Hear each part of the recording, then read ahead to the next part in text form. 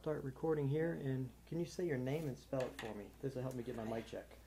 My name is Linda Osmundson, and it's spelled Linda, L-I-N-D-A, Osmundson, O-S-M-U-N-D-S-O-N.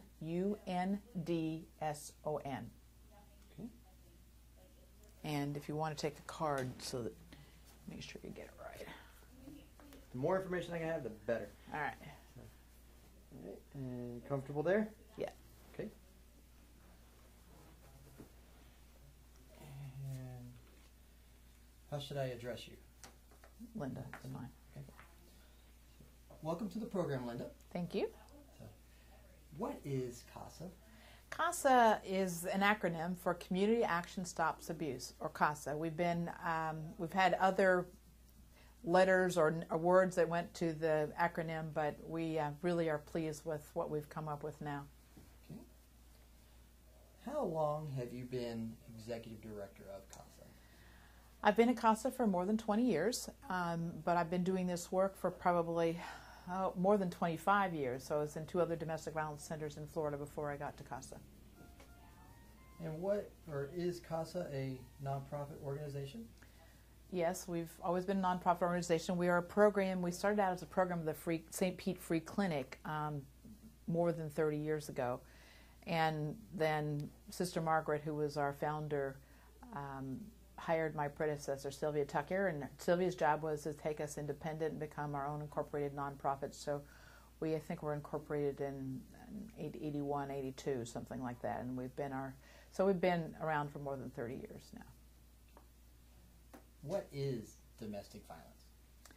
Well, that's a pretty complicated question. I think there are 2 kinds of answers. One is there's a legal definition for domestic violence, which has to actually involve physical violence or the threat of physical violence, hitting, biting, slapping, kicking, within an intimate relationship. The social definition, however, is much broader. Those of it, you don't get arrested for the broader social definition. We include financial abuse. We include name calling. We include what we call male privilege. The male sort of making the decision that they deserve to make all the important decisions in the family. We include emotional and threats of emotional abuse. I'm going to hurt you. I'm going to hurt your mother. I'm going to hurt you emotionally by name calling, by criticizing things that are important to you. Pretty much keeping you on edge all of the time. It is really, and domestic violence is usually progressive. It gets worse over time. So in the beginning, maybe there's not physical violence, but there's threats of physical violence. The physical violence is always kind of the threat of physical violence is always out there and in the minds of victims or survivors of domestic violence. But many battered women, and I call them battered women, not to say that there are not some men who are abused, but mostly it's women. And so there are many battered women that have only been physically hit once or twice over a long relationship, but they're controlled in other ways by financially, through the children, through threats, emotional abuse, etc. So that it's really, socially, it's really a much broader definition. Many times when we help battered women in the legal system, for instance, she is really angry that he didn't pay the mortgage when he said he would. He didn't bring the money home. She's really angry because he didn't come home for dinner last night when she was having a dinner party. She's really angry for the name calling, the sort of walking around eggshells all of the time, and she forgets to even talk about the fact that he also broke her jaw. Because in a lot of ways, that physical violence heals relatively quickly. It's the accumulation of emotional wounds, if you will, that take a much longer time to heal. And it's repeated, it's progressive, it's intentional. That's kind of I think, really, and the difficulty with domestic violence is that we have trouble. We see in the legal system, for instance, sees it as one incident.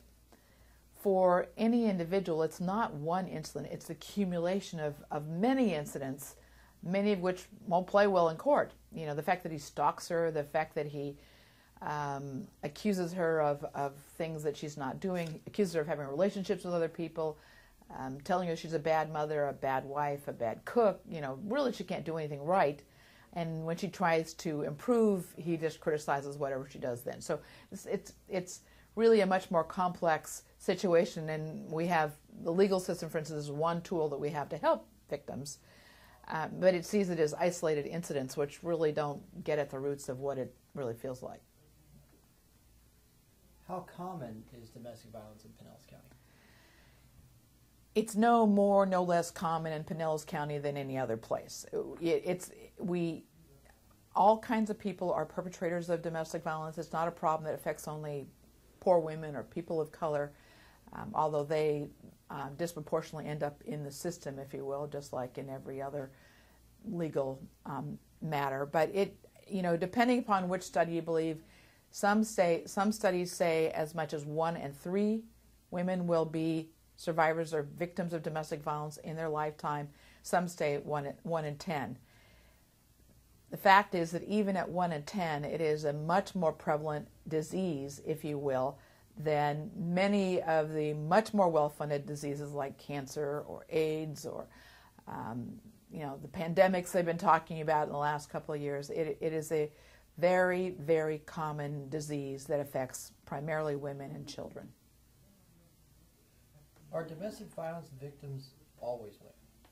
No, not always. We work both with gays and with lesbians. So the perpetrators with gay men, for instance, are still men. And working with lesbians, sometimes the perpetrators are female. But it is, I look at domestic violence as kind of the oppression of women. And so even gay domestic violence, for instance, really falls within that broader definition of thinking that somehow the man or the person who's acting as a man has the power, the privilege to be in control, to have the say over the family for everything, and that power, that privilege is reinforced by the use of violence.